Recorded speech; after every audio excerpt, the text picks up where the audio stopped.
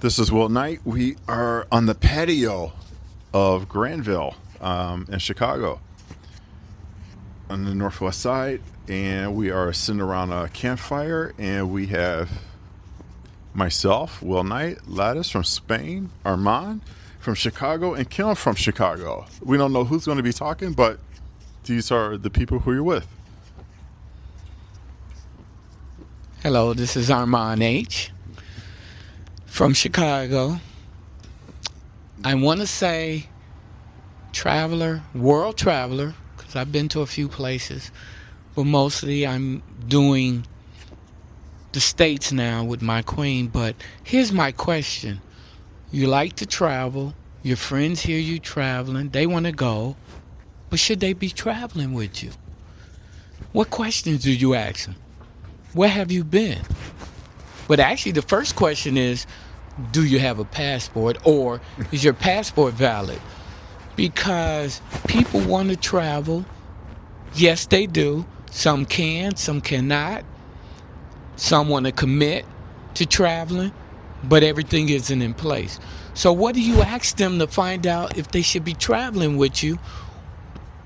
Do you need to support them, convince them to go, or are they ready to go and their bag is Okay, what would your answer be? So my answer to that would be my bags are packed. Or it's not even a bag. It's just like everything that you need you could buy in a store. All your toiletries you could buy in a store. I've been many places where you just buy all this toiletry in a store. So one, it doesn't weigh down your luggage. You have a carry-on. You have the basic minimum that lasts you for 24 hours, and then you go to the store or a mall there to get that whatever you need. So for me, it's just like all I need is a pair of pants, shoes, socks, underwear, and t-shirt or shirt, hoodie, and I'm done. I'm gone. But I think that you're focusing on the pragmatic aspect of it. You know, I think that there's also the motivations, like what would make someone travel, what would make someone interested in traveling, what would make someone make that a priority. And again, I think that when you are unaware of the level of privilege that comes with an American passport, you don't know what traveling may mean for you, like how easy a lot of the doors throughout the world are going to become. You know, and don't get me wrong, some of those doors are closing. You know, some countries are applying the reciprocity principle, and they're saying, well, the U.S. is making it hard for us to get visas, then we'll make it hard for them to get our visas. But it cannot be compared. Like, once you have an American passport, there are so many things that are going to become super easy. So many tickets are going to become super cheap. So many destinations where you come in and out seamlessly. I think that it's a matter of having the information and then understanding what you're missing on, because it is a huge privilege. Now, me being African American, and don't think I'm restricting this to just African Americans. This is for all Americans. The world is there for us to see, explore, touch, feel, taste, and learn. So don't let no one, 45, 47, whatever you want to call it, tell you cannot leave and go see what the rest of the world is like. Don't let certain media outlets, and I'm not going to mention any because we don't want to get Will sued, tell you what's going on in the world and you shouldn't go there, it's not safe. But you're wrong. 3/4 of the world is mixed, dark skin, of a different color. What do we know about them other than what they're telling us? So, but besides all that, why wouldn't you want to go find out what's going on in the rest of the world? Sure, you're in your set routine in America. You might have a passport, and if you don't have a passport, why not? You need to leave and explore the world. So my question is, why would you let somebody else tell you about what else is going on? And you know something, what's interesting is People who have passports in the United States, there's a certain percentage that do not travel. They just have passports, they hold on to them. And then you have a small percentage who travel, who say I'm traveling here, I'm traveling there, but they only travel on cruises. And it's just like those cruises are not really showing you the culture and living the culture of something or the people in the country you're going to. And then there's a small group of people, I would say less than 2%, that actually travels, have a passport, go to Mexico, and not on a cruise ship, go to Spain, Italy, and spend months, weeks there, spend 3 weeks there, spend 2 weeks there, spend a month there, go to Denmark. And this way you are immersing yourself into the country and their nationality and their country and their culture, which I think is very important. All right, as someone sitting here listening to everything that everybody just said, I think they're all speaking from a point of privilege. Not everyone has someone in their life to tell them and to teach them about travel. Generations of people have never left their community, and so we can't expect someone else to know these things about travel if there's no one there to teach them. So yes, we all travel here, but I think we're all sitting here speaking from a point of privilege.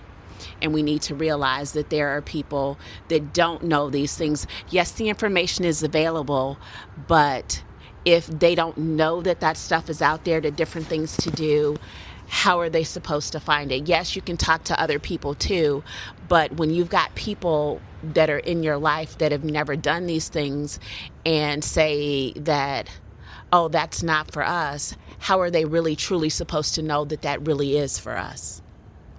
If that makes sense. Now, most Americans do travel, and from other countries they do travel. Yes, they have their set locations, Disney World, the Ozarks, Vegas, skiing in Jackson Hole. The money you spend to go to them places, you can go to Mexico, you can go to Spain, you can go to Italy, and I haven't been there yet. Yes, I've been to Europe, been to Britain, I've been to France, and we'll get to some of the other countries. I go to Mexico. I've taken cruises. I only disagree with Will about you won't learn. It's on you. You could take a cruise, and I take cruises to different islands and countries, and that gives me an opportunity on that day to see if I want to know that country, want to know those people. That gives me a little hint from that cruise to say, hey, I like St. Kitts. I want to go back there and spend a week. Or I like Madrid or Barcelona. That cruise is good for some of those things, but you'll never know until you get out there and experience it. So don't just go to them one places, yeah, it's a family thing or just something you're used to doing. Get that passport card, get that global entry. Go meet new people like I have with Lattice here. And now I have a reason to go to Spain. Now I have a reason to go to Africa. Yes, you do. Because now I got a new brother. And you will never get those families until you meet them and go and experience. Right, but the thing too is you can't knock people for not traveling out of the country. You know, they've got to start somewhere. As a kid, my travel started within the U.S. And some people don't have these experiences as kids, so they're starting as adults. So let them start in the U.S. and find out whether or not they like the travel first, too, because some people just don't like travel. It's anxiety inducing, you know, between packing and traveling and getting to the airport and catching planes. It's not relaxing to some people. So we can't knock some people for not wanting to travel. Again, like I said, we're talking from a place of privilege. We've had those opportunities. Some people haven't. So you have to meet people where they are and let them get started. They start in the U.S., they like the travel, then they can broaden their horizons. But they can't do better or they can't do travel until they learn travel. Because I Yeah. don't even want to say they can't do better, because how are we to sit here and say that we're better because we've traveled travel. internationally, or that we travel in general versus them not traveling? That doesn't mean that we're better. It just means that we've done something different. But Yeah. I never said that we were better. I never said that we were privileged. It's a desire and a mindset to want to learn and explore. Yeah. But I do like the way that Kim is putting it, in a sense that we have to be first clear on what we travel for.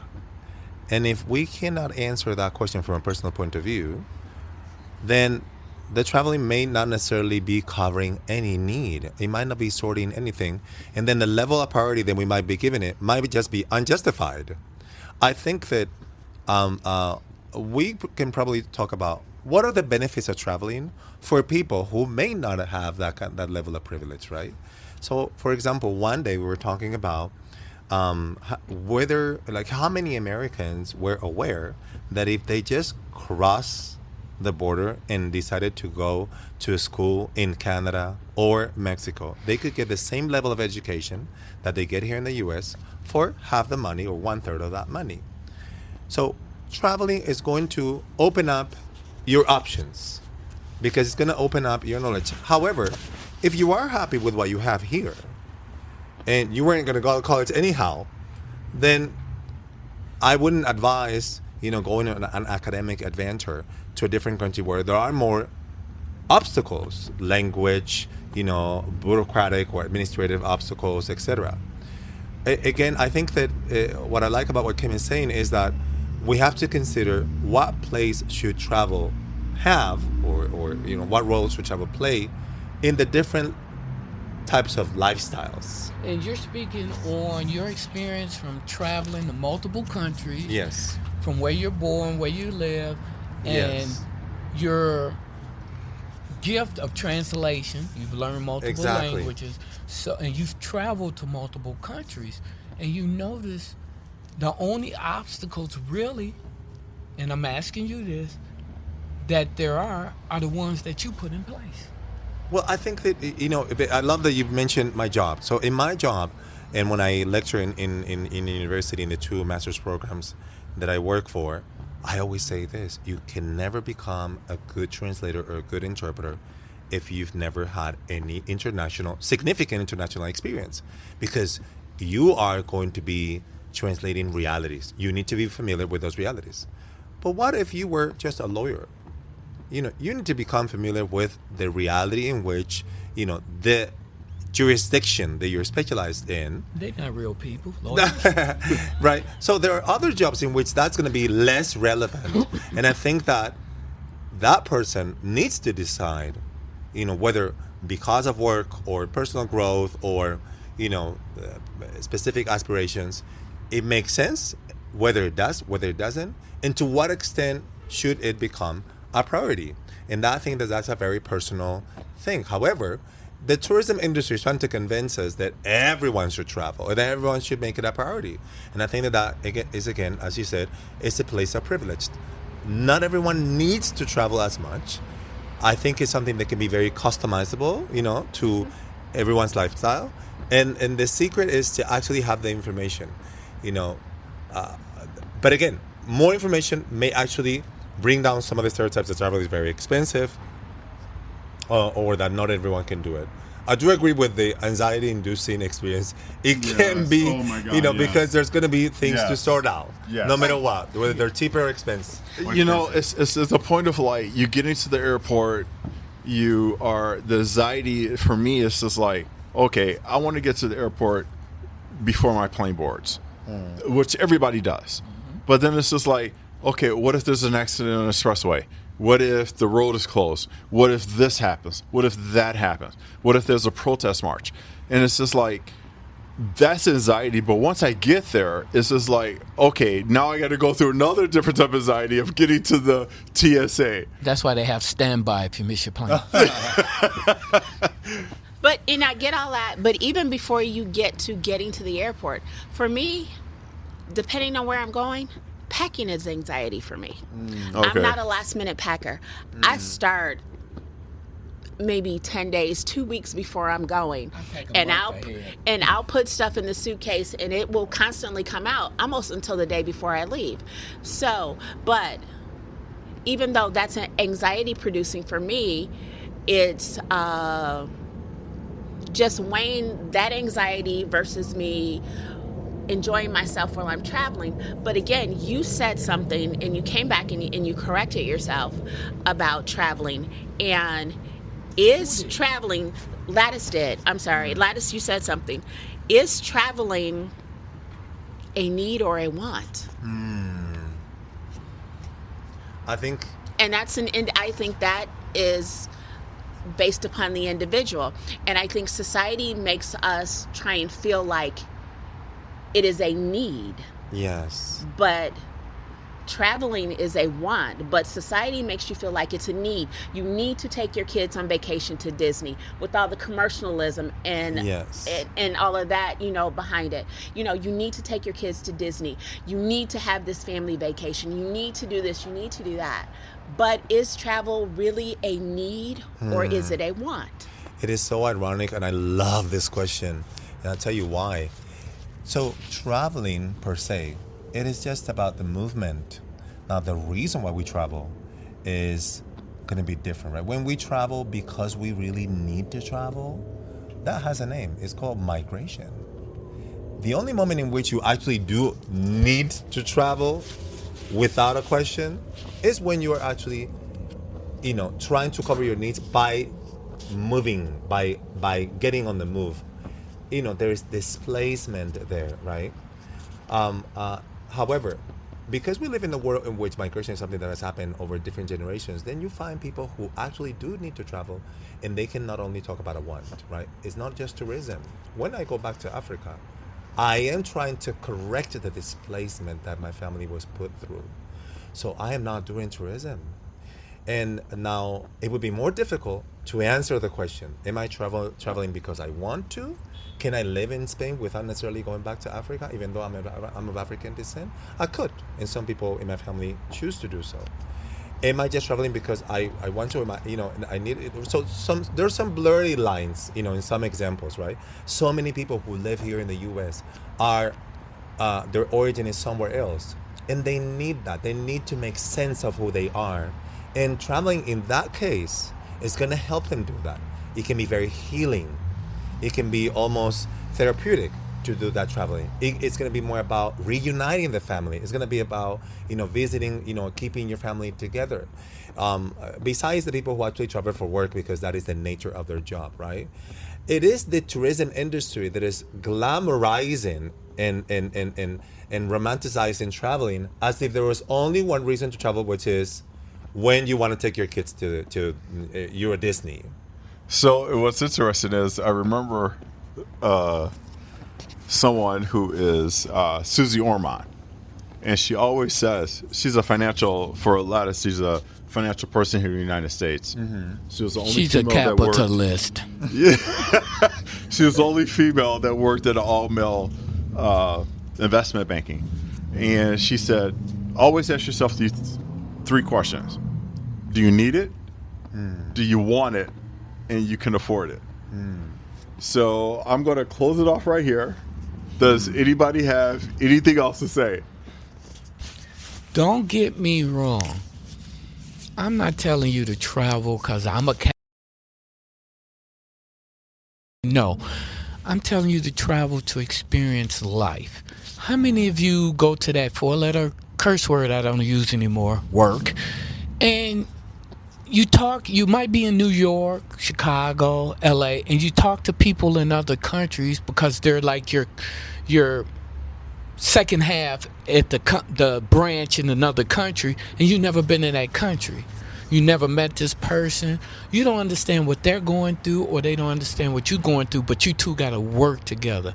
When you like to meet that person, I'm not telling you to travel to spend your money. I'm telling you to travel to broaden what you see on YouTube, and I watch a lot of that. Yeah. I'm not a YouTuber, but I watch a lot of that. But it gives me some insights to decide where I want to go next, to learn. So my whole point is, don't sit in that house. Do something. Yeah, there you go. And for me, going back to what originally started this with the comments about traveling with your friends and do they have their passports, do they have this, do that, I think that we need to, if they don't have what you think they should have to travel, is we need to afford them some grace, because we don't know what their background is as far as travel, you know, what they did growing up, what their families did growing up too. We need to afford them some grace and also have conversations with them. Is this something that they're actually interested in, instead of us judging them for not having that passport or not having, Judging you at all. or not to say that you are, but some people do. But we need to afford them that grace, and then we need to have conversations, because they may not be conversations that they've ever had before. Yeah, that's true.